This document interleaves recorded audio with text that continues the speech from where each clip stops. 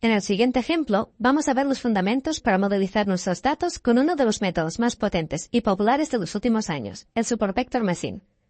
Los fundamentos del Support Vector Machine, a diferencia de otros métodos, no son nada intuitivos. Su definición es que se trata de un método no probabilístico de clasificación binaria, lineal o no lineal. Pero, ¿qué significa eso?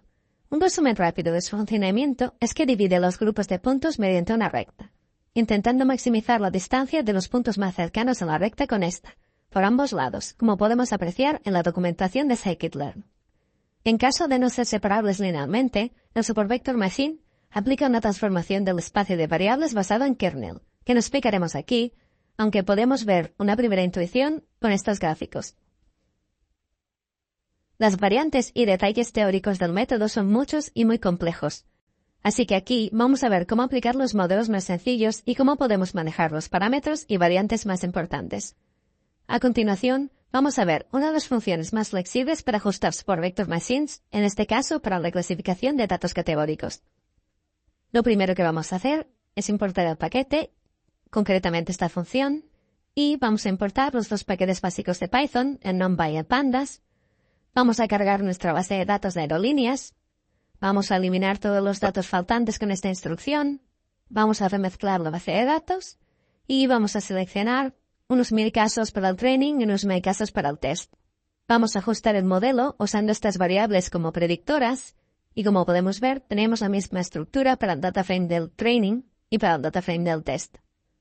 Generamos una respuesta categórica con todos los vuelos que se hayan retrasado más de 10 minutos. Y ajustamos nuestro Support Vector Machine con esta instrucción tan simple.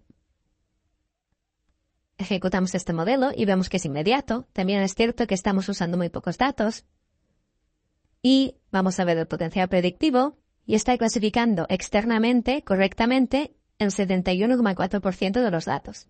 He comentado antes que podemos escoger distintos kernels y te propongo que escojamos el lineal para empezar, para que veamos el tipo de diferencias en potencial predictivo que puede tener escoger un tipo de kernel u otro. Como vemos, es bastante más costoso este. Y aprovecho para mostrarte los distintos tipos de kernel que nos ofrece la función. No vamos a probarlos todos, aún así, hay que tener controladas las opciones que te ofrece la función y ser conscientes de que cada uno de estos kernels va asociado con otras opciones, como por ejemplo el parámetro gamma o el coeficiente cero. Si lo que queremos es ajustar Support Vector Machines con kernels lineales, te recomiendo esta función que aparece aquí abajo, que es mucho más potente. Como podemos ver, acabamos de obtener el resultado y como podemos ver, hemos llegado hasta más del 90% de precisión. Este incremento solo con el cambio de kernel. Para un training de solo 1000 datos, como vemos aquí, este potencial predictivo es muy elevado. Aprovecho para hablar un poco sobre los parámetros principales con los que podemos modificar nuestro Support Vector Machine. Empiezo por la C. C es un parámetro de regularización que controla el balance entre conseguir un error de training bajo y un error de test bajo, que al fin y al cabo es la capacidad de generalizar el clasificador más allá de los datos que disponemos. Por otro lado, si nos fijamos en el kernel, la selección del tipo de kernel que queremos usar para ajustar nuestros datos debería responder a algún criterio específico, a alguna particularidad que haga más adecuado el uso de uno por encima de los demás en nuestros datos concretos.